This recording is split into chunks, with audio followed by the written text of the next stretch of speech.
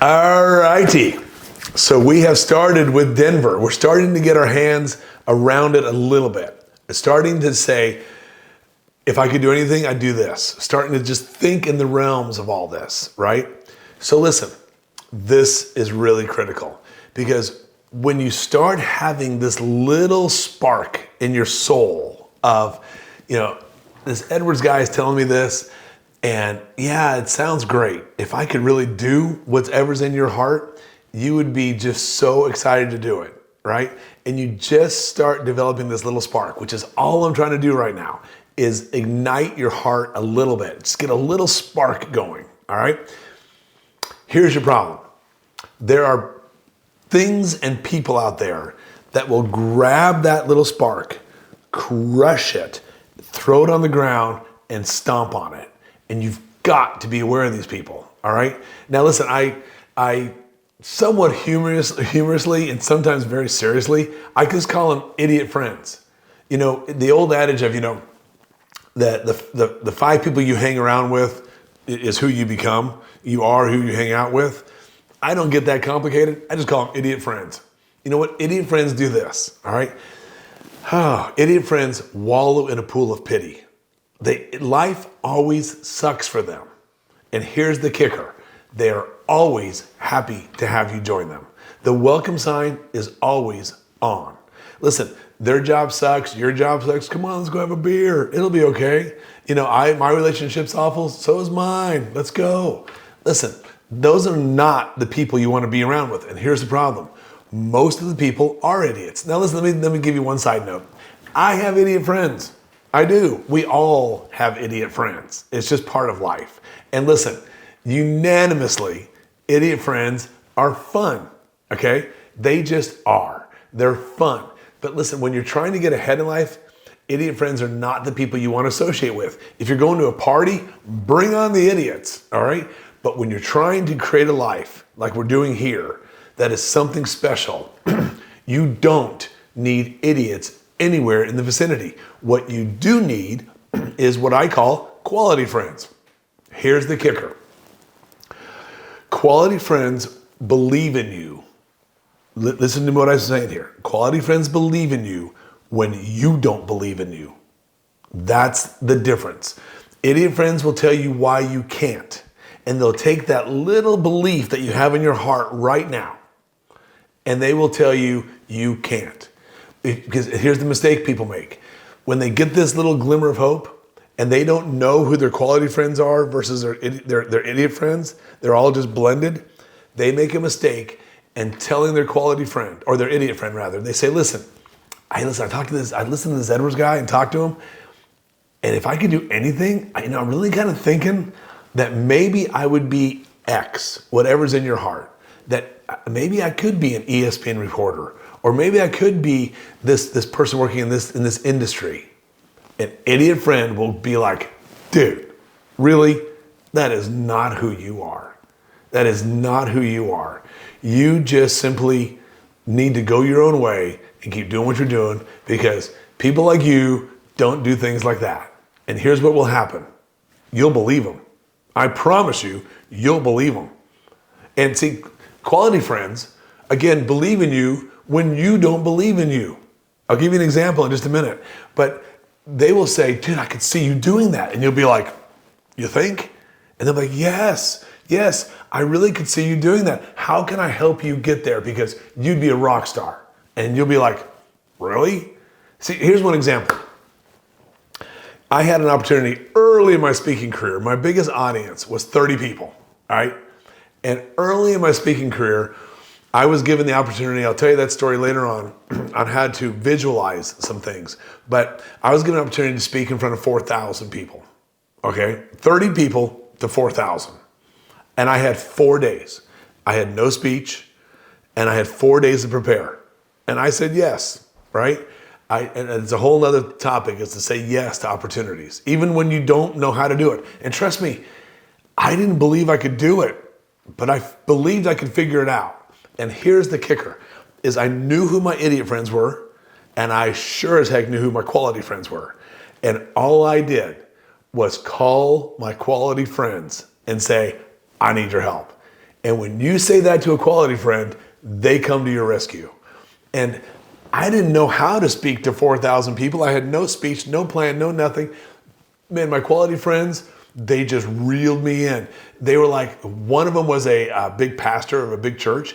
He gave me his church, when there wasn't service, the stage to stand on and see what 4,000 people look like and practice and talk to empty seats to get used to that. I had people coaching me. I had people giving me up. I had college professors that I had spoken in their classes say, come to my class, practice the speech with my class, right? I was doing everything to get where I wanted to go. And guess what? I did the speech. 4 days later, huge amount of stress and work. And I got a standing ovation for a lot of reasons, right? And all of a sudden, my idiot friends pushed me over that bar. And once you get over the bar, their job is done. You just believe you can do it, all right? And again, I knew who my idiot friends were, but I didn't go after them because here's what happened. After I gave that speech, after I cleared the bar, got the standing ovation, and stood there going, wow, I can do this. My idiot friends, I told them about it. And one of them was in the audience. And here's what he said to me after the event. He goes, Steve, he goes, you killed it. You killed it. He goes, but why you? Why did they pick you, of all people, to do that talk? You know what? Good question. And if I had heard that 3 days earlier, I probably would have said, I don't know why, I'm not the guy, and bailed. Okay, that's what idiot friends do. They'll tell you why you shouldn't be there, why you can't do it. Whereas all my quality friends were just saying, you got this. And they lifted me up and over the bar. And once I cleared it, I was like, hey, I can actually do this. And now talking to thousands of people doesn't bother me at all. But if I didn't know who my quality friends were, I never, and I use the words always and never very carefully, I never would have achieved that. So when you're sitting there looking at your Denvers and you've got these glimmer of hope, you damn straight better know who your idiot friends are and who your quality friends are. It's okay to have both. It really is. But it's not okay to not know the difference. So when you're doing extraordinary things or wanting to, you've got to run to your quality friends. Because your idiot friends will always tell you why you can't and always make you believe you can't. Fair enough? Okay. So we got that figured out. And by the way, that's partly what my community is all about. People from my age through high school, all the way down to high school, struggle in life to find quality people to help them push the ball forward. They just do. And they're always trying to find better people to hang out with. And it's tough because the world is filled with idiots. In my community, I just got tired of it. I'm like, you know what? Let's bring together a whole bunch of people that can help all of us succeed in this thing called life. Isn't that what it's supposed to really be? Is people supporting and helping and growing and doing fun things? And that's what I'm doing because I'm just tired of fighting the idiots. Let's put a bunch of quality people together, a place where you know you can run to and you're going to be safe and you're going to be helped and you're going to be supported and you're going to be encouraged. That's what a real community should do. And that's what we're doing is finding people who can help us all get through life because life is tough enough as it is already. All right. So here's another Denver killer. Failure. Oh my God, Steve, what if I fail? What if I fail? I don't want to do it because if I fail, it's going to hurt. Yeah, failure sucks. I've had plenty. I'll tell you some of those stories as we go along. Failure sucks. And I'm going to show you ways in different modules how to lower your risk of failure and prevent it altogether. One step at a time. One step at a time.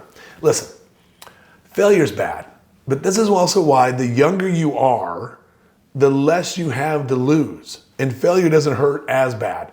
People in their 20s, I tell them this, listen, they probably haven't accumulated a lot of assets, a lot of wealth, or a lot of promotions yet. So in essence, to use analogies, they're laying on the ground. And now, let me ask you, if you're in your 20s and you're laying on the ground, literally laying on the ground, are you afraid of falling? I mean, come on. You shouldn't be, right? You're laying on the friggin' ground. Here's my point. Swing for the fences when you're young, because if it fails, you're laying on the ground. If you fall, you're laying on the ground. Or you're just 5 feet above it and you fall to the ground and you get bruised and scraped up a little bit, but you're still okay. When you get to be my age, man, I'm on the 53rd floor, and when I fail, boom, it's a long, hard fall with a truly ugly ending at the bottom, right? And I have them, and I hate them, and they hurt, and you just wish you didn't have to live through it. But sometimes you do. So here's the kicker. And I tell people all the time, kind of jokingly, but not really, the only reason I'm not in the loony bin mentally is because I've had some big failures. I've had a lot more successes, but I've had some big failures that I will break down in this to educate you on why they happened and what I could have done to prevent them. But here's the only reason I'm not completely insane, literally right now in my life, is because when I fail, and hear me when I say this, when I fail at 100%. That's the kicker. If you fail at 100%, there's just nothing else you could have done. See, when I fail, and I do, I've left no stone unturned, no effort undone. I've done literally everything you can do to try to succeed. And I mean everything. Most people think they've done everything at 80%. And that's why when they fail at 80% and they look themselves in the mirror, they know they could have done more. And that twists your brain up and causes you stress and anxiety and hurt and pain because you didn't really do it all. Listen, when you fail at 100%, life's a bitch. Sometimes it's just not in the cards. What are you supposed to do? You can't win them all. But when you fail at 100%, two things happen. A, you can get over it. And B, you don't really fail that often. Hear me when I say this. When you fail at 100%, a lot of times you won't fail. Because when you've done that extra 20% that most people won't, you overcome the potential of failure. With me? So these are things you've got to get your head wrapped around, that when we're looking at a potential Denver, and you've got this spark in your heart and you're like, oh, I'd love to do that. Listen, yeah, the potential for failure is there. It just is. It is there for all of us. But if you're going to fail at 100%, and by the way, it's easier to fail at 100% and give it 100% when you love what you do. When you're pursuing your Denver, you don't want to quit because you love it so much. You'll find a way to win. When you're pursuing just a job and you're chasing the money, hell, let's just quit as quick as we can because it sucks anyway. Why would I want to fail at 100%? That's why Denvers are so important, is because when you're following your true purpose and passion, you don't want to fail. And you will go to 100% to do that. And when you do, again, to repeat myself, you won't fail near as often. Roger that? Okay. And finally this, Denver killers. Denver killers. It's just, again, the lack of belief that you can do it. It seems impossible. It just seems impossible. And you're wrong. You're just wrong. From experience, I can tell you, you are wrong. I like to say, turn can't into can, because one, all you got to tell me is I can't do it. All right? Listen, I tell anybody who's doing something in their life that's extraordinary, and it's fun. I play games with that, actually. I look at them and say, you can't. And you'll actually see them go, it's almost like I slapped them, all right? Because anybody doing something worth doing, can't's not an option, all right? Like the old adage, if you want to take the island, burn the boats.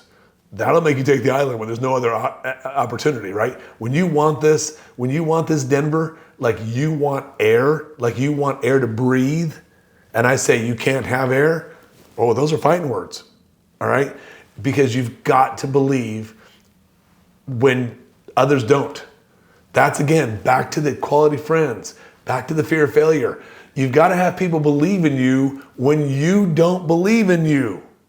Are we tracking here? Because doing what we're talking about, finding your passion, can sound scary. It can sound hard, and it can feel like you're swimming upstream. The reason you're swimming upstream is because life, society, and idiot friends push you down the stream. And by the way, a little side note, hear me when I say this. When family members are not encouraging you and telling you to do this, it gets twice as tough. I'm not saying they're idiots. I'm saying they're trying to be safe. But listen, you've got to be cognizant. When your parents, brothers, sisters are encouraging you to be mediocre, to be safe, to just go with the system, you've got to run. They love you, but they're not in it to win it. And if you're watching this to win it, and I know you are, you wouldn't have gotten into this program if you didn't have some kind of pain in your life that you wanted to fix, something you wanted to be better in, something that you thought there was more of to life than what you currently have. Stop listening to them and start listening to people who believe in you when you don't believe in you. Because when you do, it starts becoming achievable. All right? It just starts becoming achievable. And that's the things that can kill your Denver before we even get a chance to show you how achievable it is they will kill you before you even get 3 steps off the start. All right? Be aware of those. I'll see you in the next module.